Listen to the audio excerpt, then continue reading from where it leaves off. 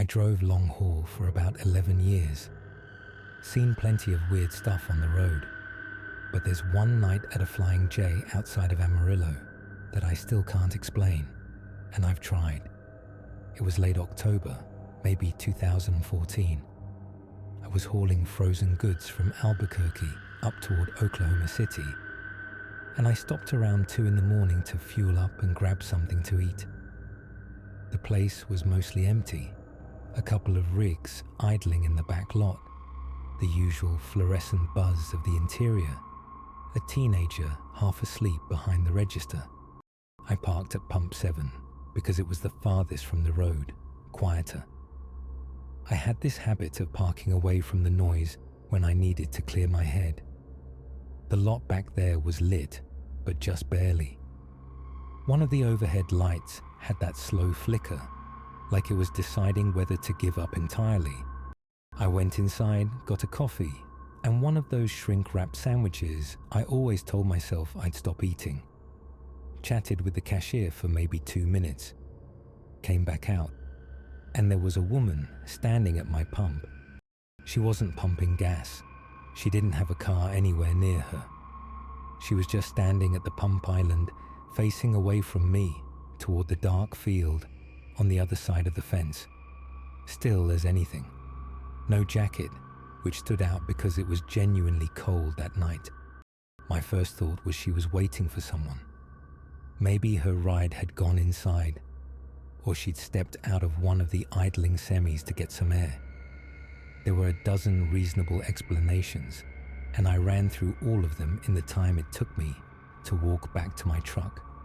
I said something like, "Hey, you doing all right?" Just being polite. She didn't answer, didn't move. I thought maybe she hadn't heard me, so I said it again, a little louder. Nothing. I was close enough now that I could see the back of her head clearly.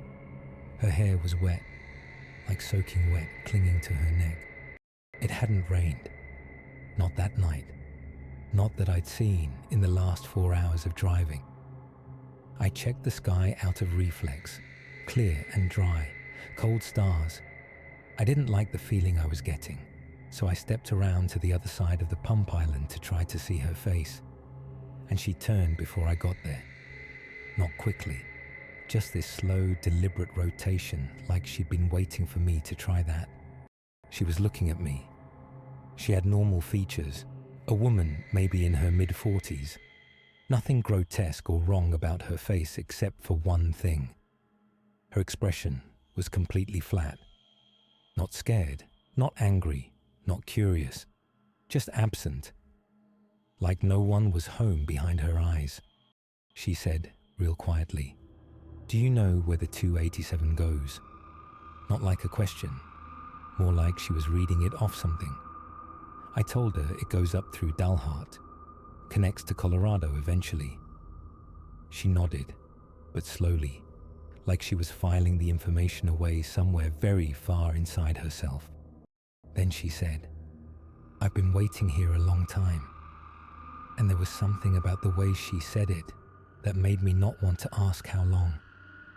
I told her there was a phone inside if she needed to call someone. She looked past me toward the road. She said, "I don't think that would help."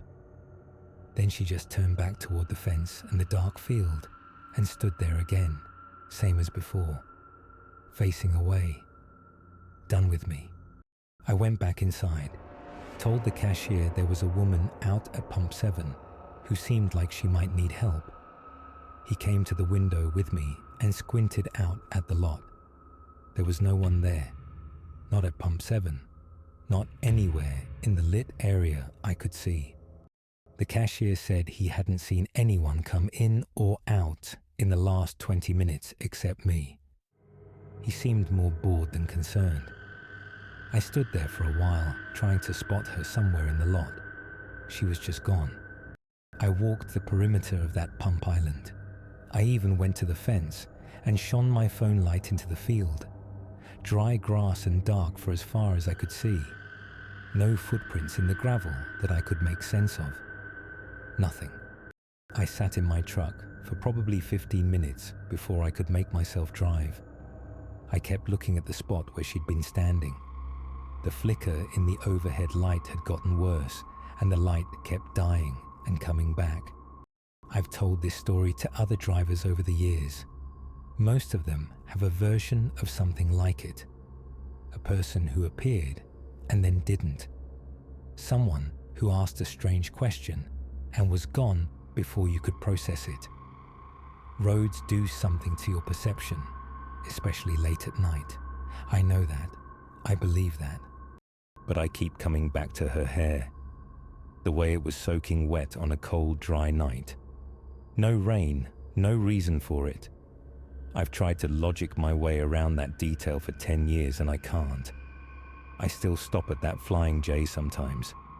I've never stopped at Pump 7 again. I park in the front lot now, under the brightest lights they have, and I try not to look toward the back. If anyone's had something like this on a night run, someone who just didn't make sense, who disappeared without reason, I'd genuinely like to know I'm not the only one. Drop it in the comments. I read them all. I worked at a truck stop diner for almost 3 years in my early 20s. Most of it was fine, the kind of job that wears you out but you don't take home with you. Except for the winter of 2009, and a regular who wasn't a regular. The diner was attached to a pilot station just off I-40 in eastern Tennessee. Small place, maybe 10 tables, a counter with 8 stools, and a back booth that was kind of separated from the rest of the room by a half-wall divider. Truckers loved that booth because it felt private. We called it the cave. I worked the overnight, 10 to 6. My manager was a tired woman named Cora, who spent most of her shift on paperwork in the back office. Nights were slow from about 3 to 5, and I'd usually just refill condiments and drink bad coffee, and wait for the sun to think about coming up. The first night he came in was sometime in November. An older man, maybe late 60s, in a clean grey work jacket and a hat. I couldn't read the logo on in the dim light. He sat in the back booth without being seated, which people did all the time. So I grabbed a menu and went over. He ordered black coffee and eggs, over hard, and toast. Didn't make much conversation. Paid in cash, left a decent tip, and was gone before 4. Normal in every way. I didn't think about him again. He came back 3 nights later. Same booth, same order, same hat. This time I was the one who made small talk, asked if he was passing through or local. He said passing through, but he said it in a way that didn't really invite follow-up, so I left him alone. After that, he came in every few nights, then every other night, then what started to feel like every single night, always between 2 and 3 in the morning, always the back booth, always the same order. I mentioned him to Cora once, and she shrugged and said regulars are good for business. I said I didn't think he was local, and she said it didn't matter, regular is regular. And she was right, technically. But something about his consistency felt off to me in a way I couldn't name. What started bothering me was that I never saw him come in through the door. Not once. I'd look up from the counter, and he'd just be in the booth. I thought I was zoning out, missing the moment. The way you do at 3 in the morning when you've been on your feet for 5 hours. But I started paying attention on purpose, and it kept happening. I also never saw a truck parked out front when he was in. There were always a few semis in the big lot, always a couple of cars at the pumps, but nothing I could ever match to him. No vehicle I saw him get into or out of. Ever. One night in December, I decided I was going to watch the booth from the moment I came on shift. Just keep it in my eye line. He came in, and I swear I watched the whole room. And still, 1 second the booth was empty, and the next he was there. I had been looking directly at it. I brought him his coffee without him ordering, and he looked up at me and almost smiled. He said, You're a sharp one. I said, "You've never come in through the door, have you?" I don't know where that came from. It just came out. He wrapped both hands around the coffee mug and looked out the dark window beside the booth. He didn't answer my question. He said, "This is a good stop. Quiet." I've been coming to places like this a long time. I asked him how long. He said, "Longer than you'd believe." And then he said something that I've turned over in my head 1,000 times since. He said the food doesn't matter. It's just good to sit somewhere warm for a while. I didn't know what to do with that. I said okay, and went back to the counter and tried to act like nothing strange had happened. When I looked back at the booth about 10 minutes later, he was gone. The coffee was barely touched, the eggs mostly uneaten, the cash already on the table. He came back 2 more times after that, same routine. But the second of those nights, I noticed his reflection in the window beside his booth. He was looking at his own reflection for almost the entire time he sat there. Not at his phone, not at the food, at the window, on his last visit. And I only know it was his last because he never came back after. He left a bigger tip than usual. He also left a folded piece of paper under the coffee cup. I thought it was a note. When I unfolded it, it was blank, just an empty scrap of paper. I showed Cora. She looked at it like it was mildly interesting and then dropped it in the trash. She said some people are just odd, and maybe that's all it was. Maybe he was a lonely old man who liked routine and happened to be very quiet on his feet. But I worked that overnight shift for another full year after that, and he never came back. And I thought about what he'd said, about sitting somewhere warm, about coming to places like this a long time. The way he said it didn't feel like a preference. It felt like a condition. I quit that job in 2011 and moved back to be near family. The diner closed a couple years after that, far as I know. I still think about the booth in the back sometimes, especially on cold nights. I hope wherever he ended up, there was still somewhere warm to sit. I don't know what he was. Probably a person. Probably just a quiet, strange person. But the disappearing, I can't explain the disappearing. If you worked a night shift anywhere and had a regular who didn't add up, I'd like to hear it. My dad drove trucks for 30 years.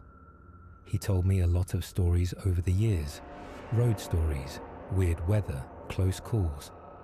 He only told me this one once, and he asked me not to tell my mum. He passed in 2019. I don't think he'd mind me telling it now. He was running a solo route through Wyoming in the summer of 1997, hauling construction equipment out toward Casper. It was a long, boring stretch of nothing. Big sky, empty plains, the kind of drive where the radio is less entertainment and more a way of proving the world still exists. He stopped at a truck stop around 11 at night. Small, independent place, not a chain. He remembered it had a hand-painted sign with a sun on it, though he could never find it on a map after. He'd been driving since 4 that morning and he needed sleep. He backed into the far end of the lot, cracked the windows, and was out within minutes. He woke up around 2 something. He wasn't sure why. No noise, no movement. He just came awake the way you sometimes do when something inside you decides you should be alert, even if there's no obvious reason. The lot had mostly emptied out. His was one of maybe 3 trucks left. The interior lights of the diner were still on, but he couldn't see anyone moving inside from where he was parked. Everything was still. He reached for his CB out of habit. He always checked traffic on 19 before he slept and before he pulled out. It was just his routine. He clicked it on, and it came to life with the usual low static. But underneath the static, there was a voice. Not talking to him, not talking to another driver, just talking, low even, like someone reading aloud. He turned the squelch down to hear it better, and it got clearer, though not what you'd call clear.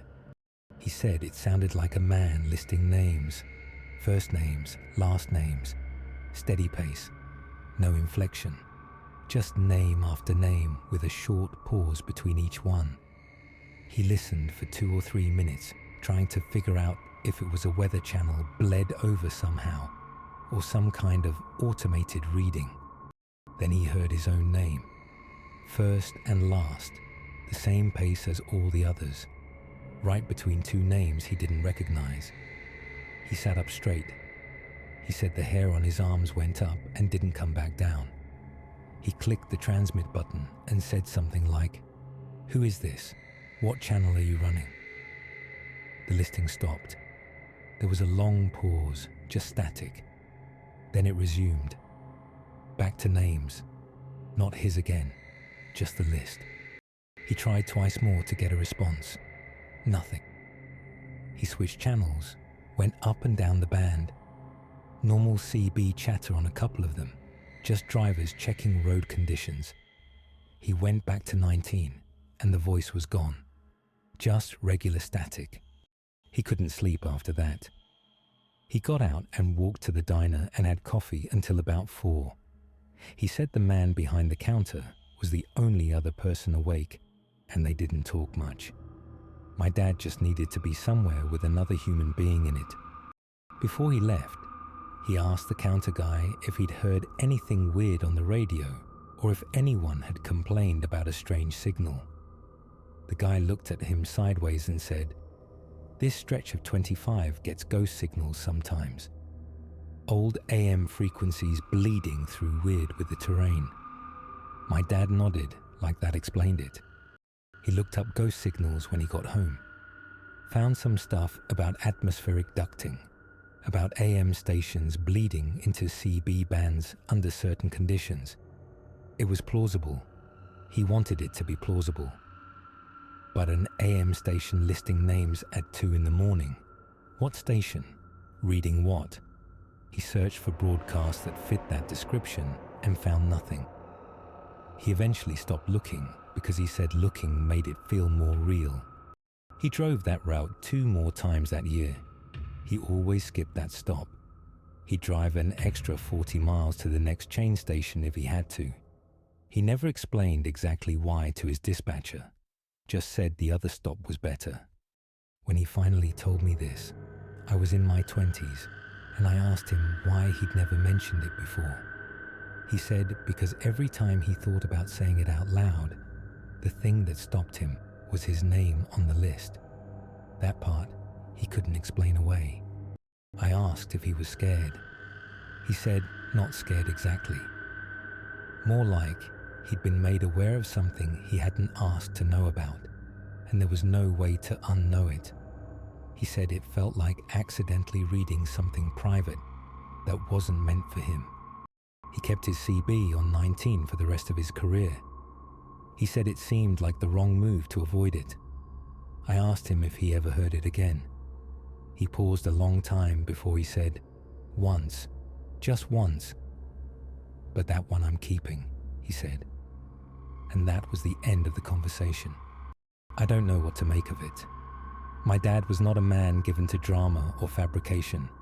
He told it plain, the way he told everything. And then he asked me not to tell my mum, because she'd worry about him every time he went out on a run. I kept that promise until now. If you drove long haul in the 90s, or know someone who did, I'd be curious if the CB ever did something it wasn't supposed to. My dad thought the road had its own kind of frequency. Maybe he was right. I managed a truck stop in rural Nebraska for 4 years. Not the most exciting job in the world, and that was fine with me. Fine, until the night a woman came in and asked to use the phone, and then walked out and got in her car and drove away.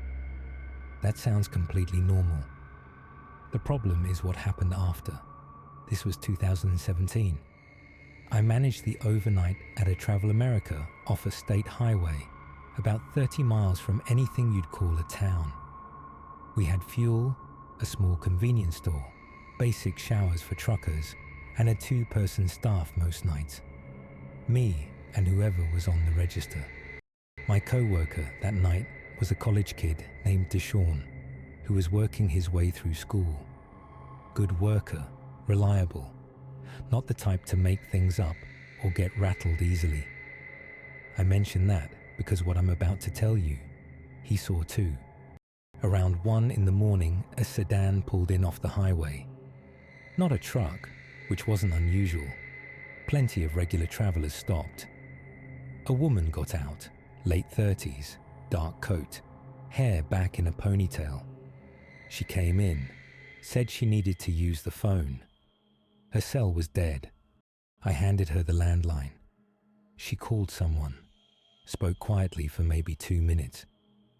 I wasn't trying to listen, but the place was small and quiet, and I caught the end. She said, "I'm about 40 minutes out. I'll be there soon." Normal. She handed the phone back, said thank you, bought a bottle of water. I noticed she seemed tired, but not distressed. No signs of anything wrong. She walked out the front door. We watched her go to her car through the window, out of habit more than anything. She got in. The car was still running. She'd left it on when she came in. The brake lights lit up, and then nothing happened. She just sat there. Deshaun and I didn't comment on it at first. People sit in their cars for a minute. They check their phone. They take a breath. We went back to what we were doing. 5 minutes passed. The car was still there, still running, brake lights still on. After about 10 minutes, I went to the window and looked. She was still in the driver's seat. I could see the silhouette of her head. She wasn't moving.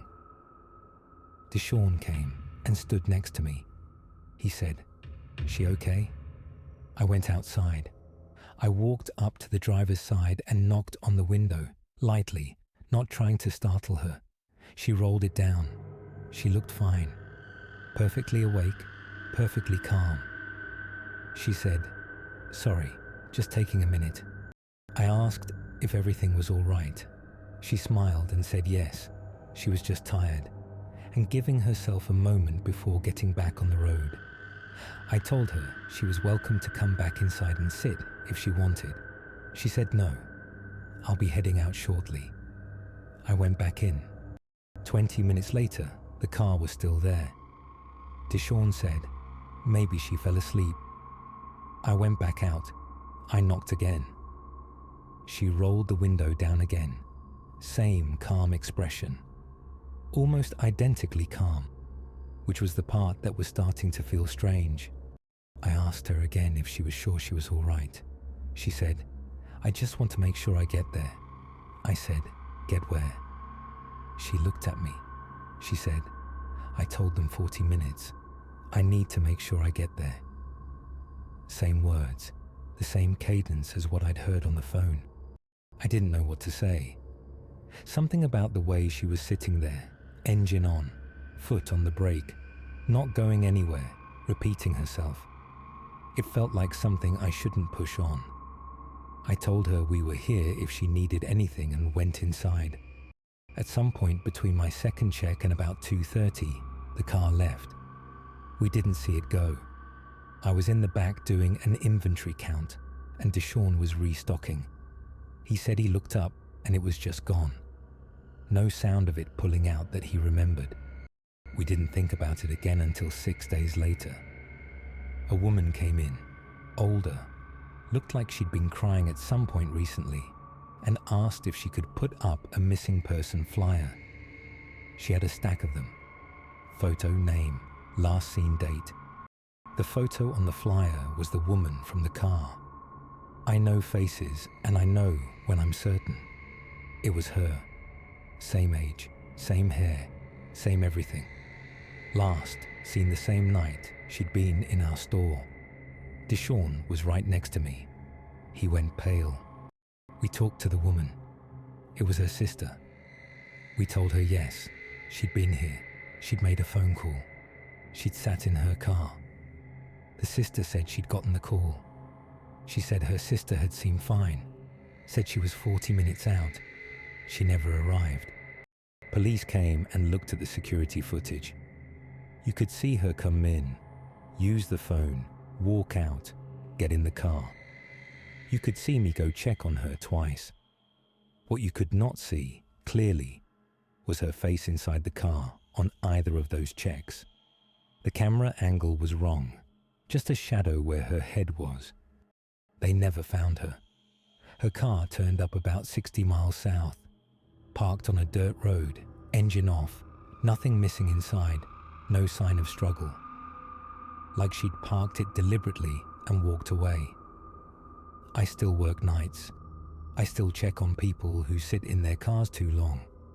I don't know what else to do. I gave my statement, and that was the end of my involvement officially. But I think about her sitting there in the dark with the engine running, saying she just needed to make sure she got there. I don't know where there was. I don't think she did either.